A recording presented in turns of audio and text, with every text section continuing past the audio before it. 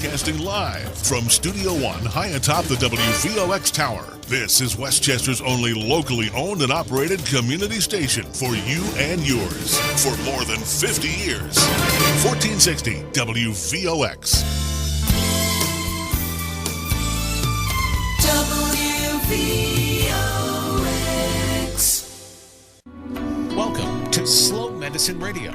Our host is Integrative Medicine Dr. Michael Finkelstein. Michael offers medical advice from a holistic paradigm, including both medical and metaphysical philosophies from the full spectrum of human experience. Slow Medicine Radio offers fresh ideas on how to attain a state of wellness that seems distant given the limitations of today's medical paradigm.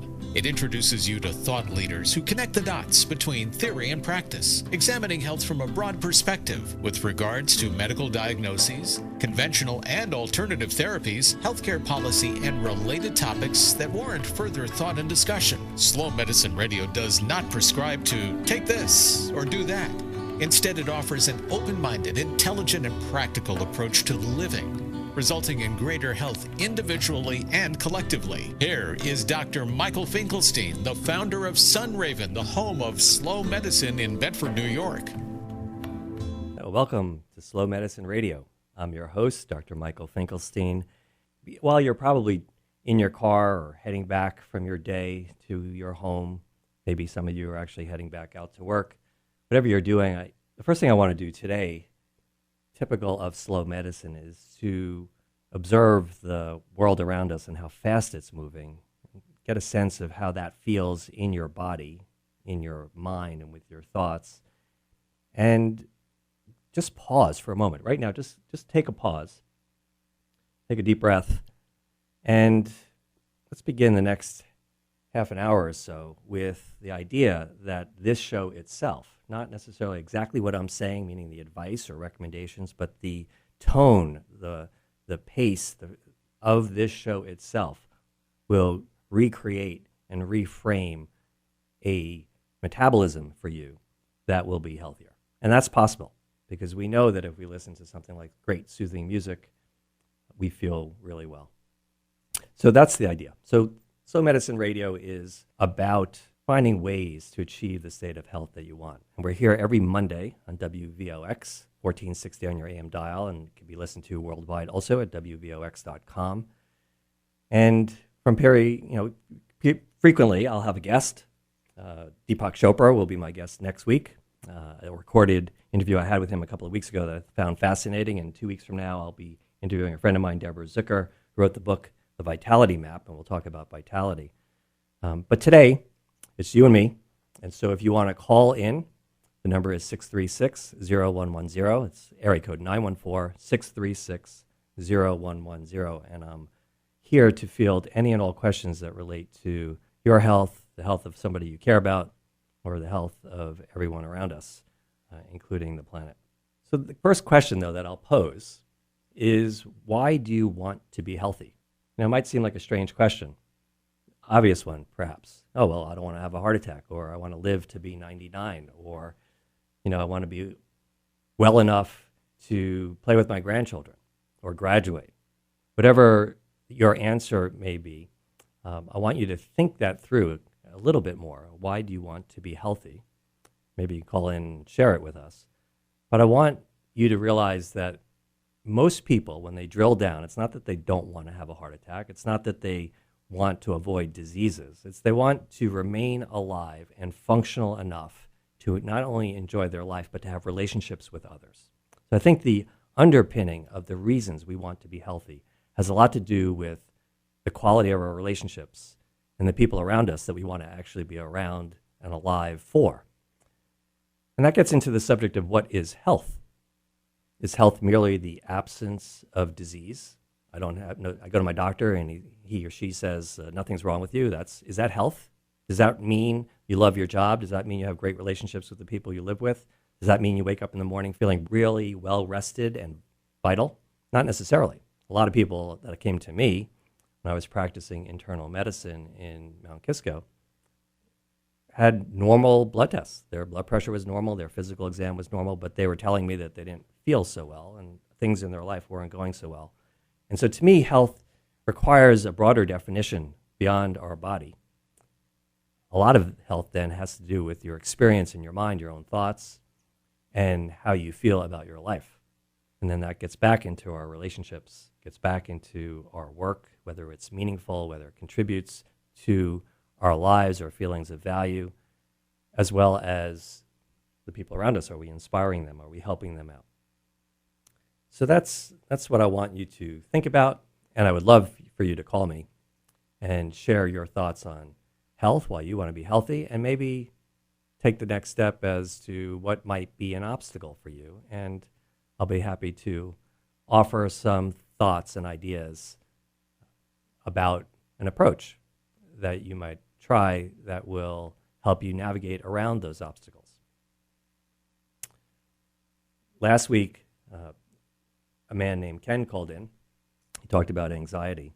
And one of the things that I did with him, which I like to repeat now so that I can offer you listening a moment where you can actually take that break that I mentioned earlier, to do a little bit of a quick breathing exercise to show you how fast you can go from, and I use that word tongue-in-cheek, but how fast you can go from the state of intensity, perhaps anxiety-driven, literally, I got to get there, to normalize your heart rate, your blood pressure, your respiratory rate, even your thoughts.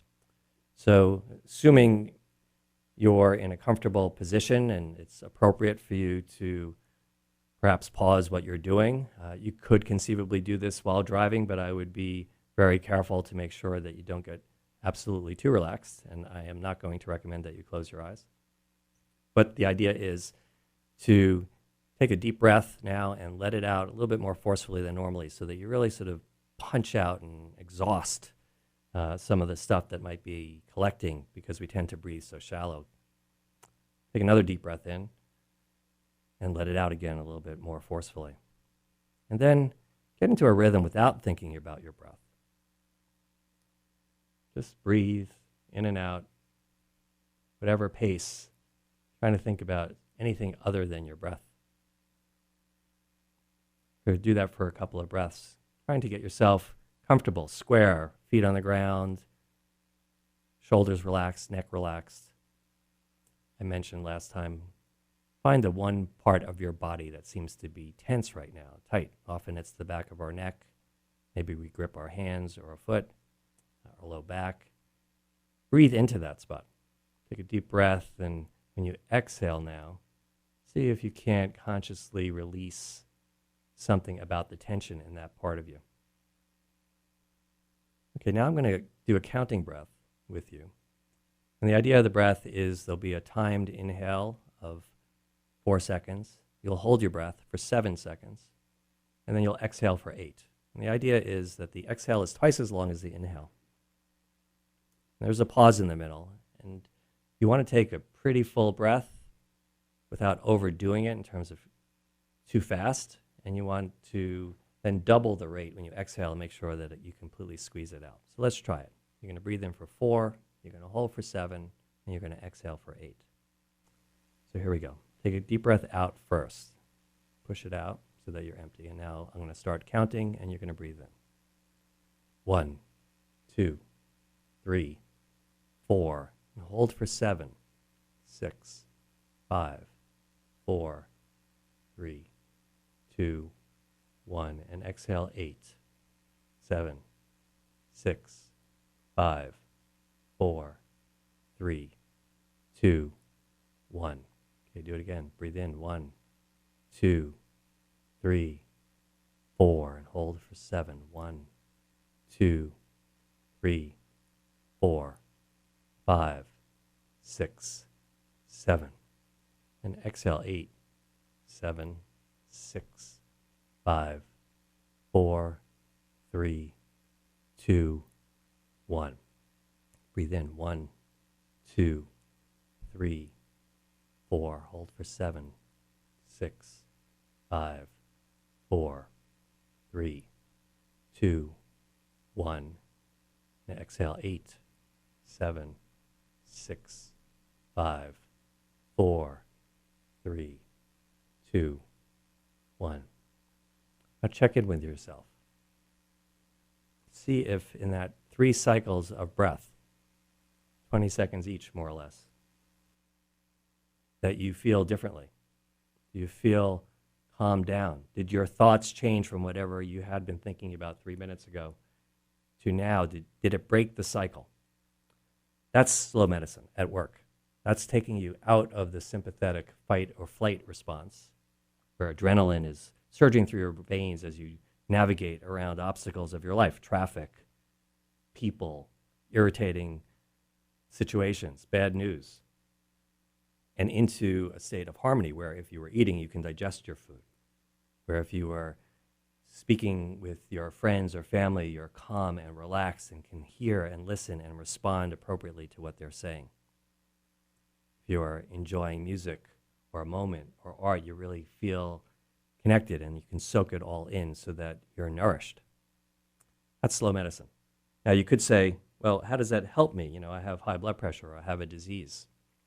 The fact of the matter is that all diseases have several components that really operate. There's the primary situation. Let's say the simplest of diseases in this model is an infection. So in your body, there's this organism, a bacteria or a virus, and it doesn't belong there, and it's infecting you. It's causing, inflammation, congestion, pus somewhere. And your body has these white blood cells and other mechanisms to eliminate the collection of those bacteria or viruses and the pus around it. And you know how that works. And you might have fever, and you might feel like, very poorly, lose energy, be achy, could take days. Now, when your sympathetic nervous system is firing, let's say it's a normal day, a normal week, and you're inflamed as a result of the circulating adrenaline and other molecules, that's sort of chronic, and it impairs digestion, it impairs your sleep, it sort of makes you additionally tense. Those white blood cells and the other processes that support the removal of an infection don't work as well. They just don't work as well. So the time for you to recover is longer. Now that is true if you have cancer. That is true if you have an inflammatory condition like an autoimmune condition, or you have any itis, arthritis, gastroenteritis, neuritis. So all those conditions are aggravated by the fast swirl, the sympathetic nervous system, and they're helped by pulling yourself out of the sympathetic into the slow. Think about that. We're going to take a break, and I want you to write down this number, 914-636-0110. And if you have a question or thought, a comment, maybe try that breathing exercise over the next minute or so, and then let me know how you feel. And we'll be back to talk more about slow medicine. You're listening to Slow Medicine Radio. You can find out more about the show and the work of Dr. Michael Finkelstein by visiting his website, slowmedicinedoctor.com. Slow Medicine Radio is sponsored by the Slow Medicine Foundation, dedicated to providing community-centered experiential and reflective learning for individuals, families, and groups, offering educational programs, events, and resources, as well as insightful health evaluations with customized medical guidance. Dr. Finkelstein works with his wife, Robin Queen Finkelstein, at their farm, Sunraven, in Bedford, New York. And they invite you to visit and take advantage of this unique resource, including men's and women's groups and couples programs. If you think about it, much of what we experience when we don't feel well is a result of that fast world and how it affects us. Therefore, if fast is the disease, then slow is the medicine. Visit Sunraven, the home of slow medicine in Bedford, New York. Go to slowmedicinedoctor.com or call 914-218-3113. And thank you for tuning in Mondays at 5 p.m. right here on 1460 WVOX. And welcome back to Slow Medicine Radio. So you're live with me today, and this is an opportunity that I enjoy, which is to speak with listeners about real life situations that happen to many of us. Often we may feel a little reluctant to ask questions to somebody we don't necessarily know or share it with a public, but I find it very valuable because often the questions that other people ask are what many people need to hear. And the approach, at least the approach that I try to offer, is one where I want to guide people to start thinking for themselves, not for me simply to give you an answer. There are many questions, of course, and there are many potential answers. But when answers get so detailed, so intense, they add, in my opinion, to some of the anxiety that is Slow Medicine Radio is for, which is that fast pace. So I think there's somebody who is on the line and happy to speak with you. Please share your name and maybe where you're from, if you're comfortable with that, or at least your question or thought. Yes, hello. My name is Kim. I'm from New Rochelle. Hi, Kim. And hi.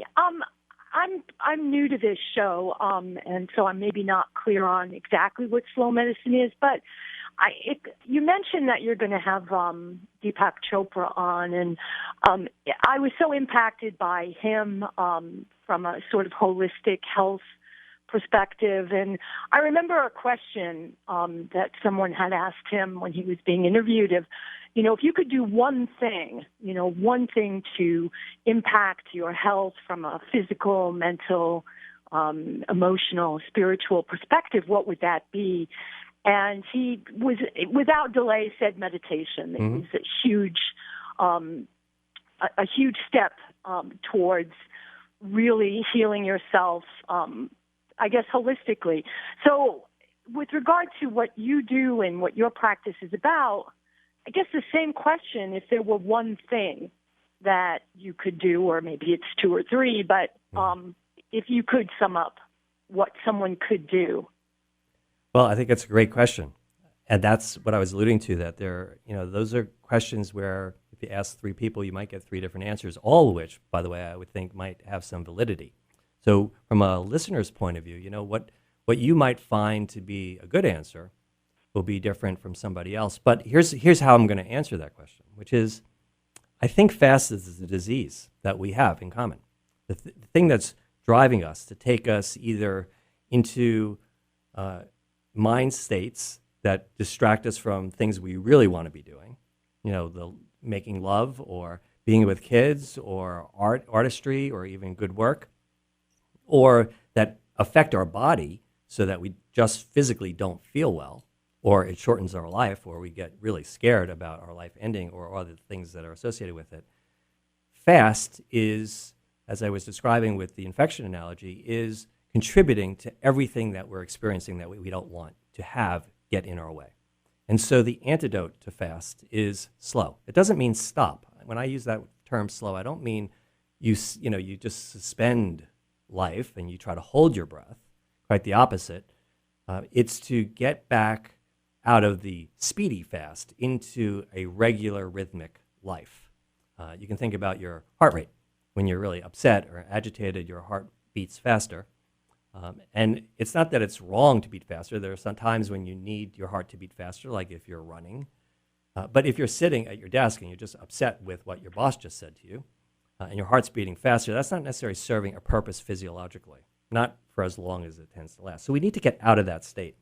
And when we do, it supports everything. So meditation, as an example, what Dr. Chopra said, is one of those techniques.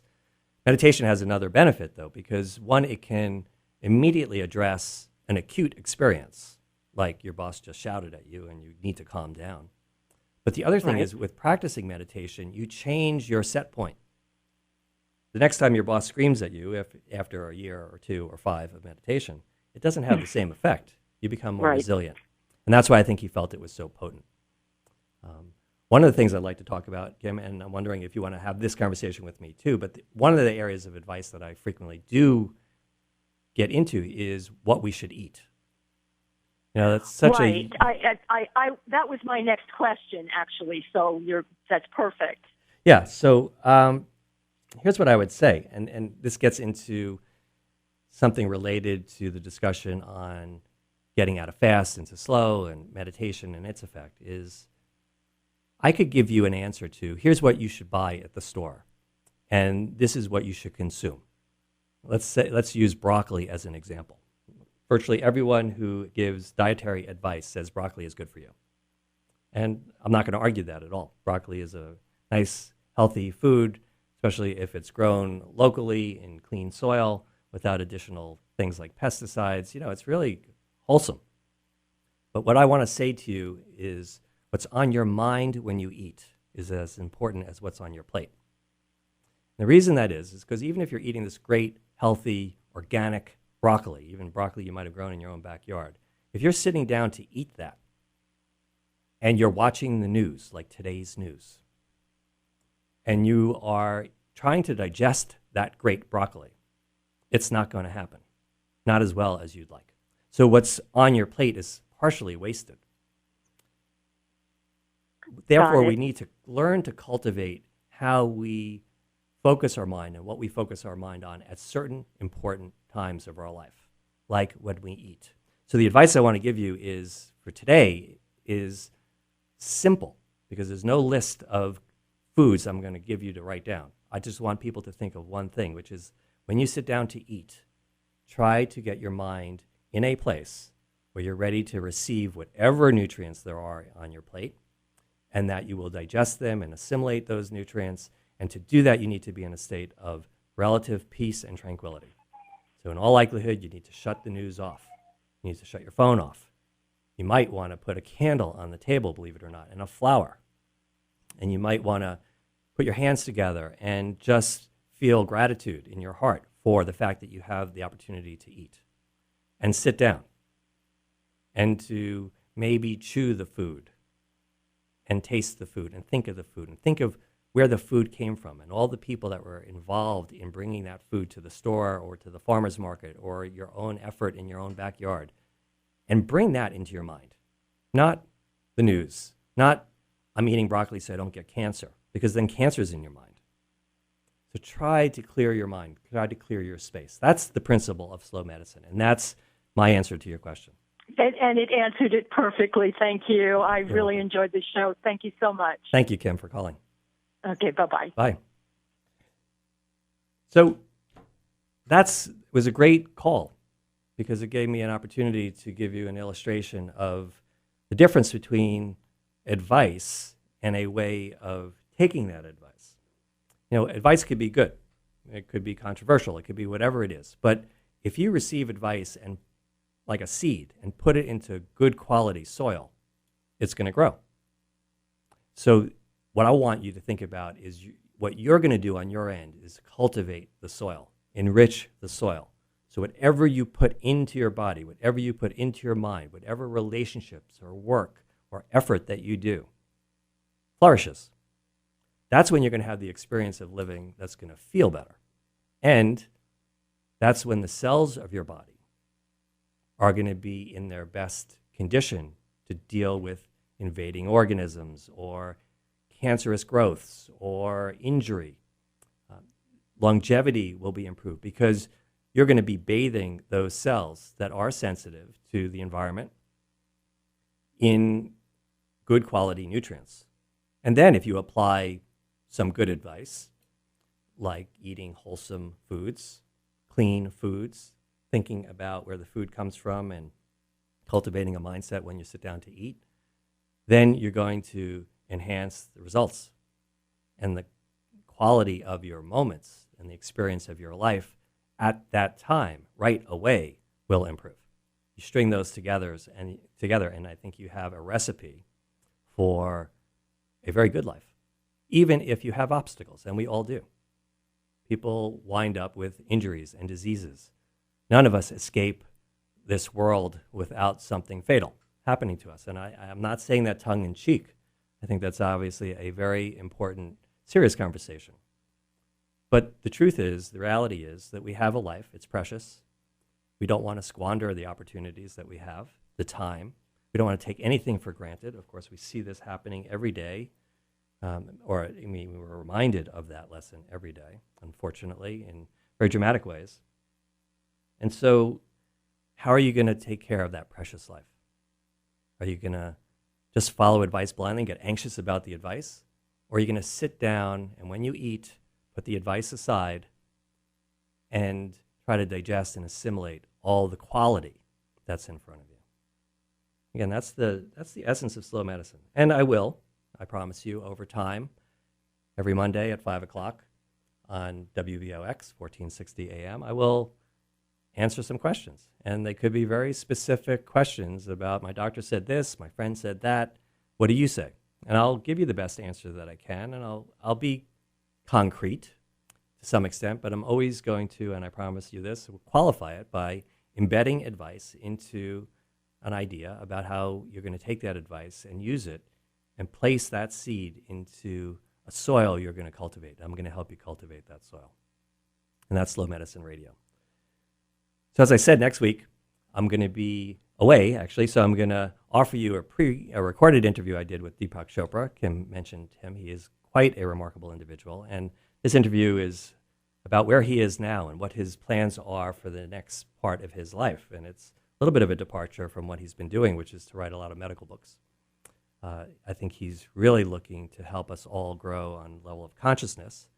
So it's a pretty intense conversation. I'd like you to listen to it, and when I get back in 2 weeks on June 27th, maybe we can talk about that. And I'm also, as I said, going to have a friend, Dr. Deborah Zucker, who lives in Pacific Northwest, and we're going to talk about her recently released book, The Vitality Map, A Guide to Deep Health, Joyful Self-Care, and Resilient Well-Being.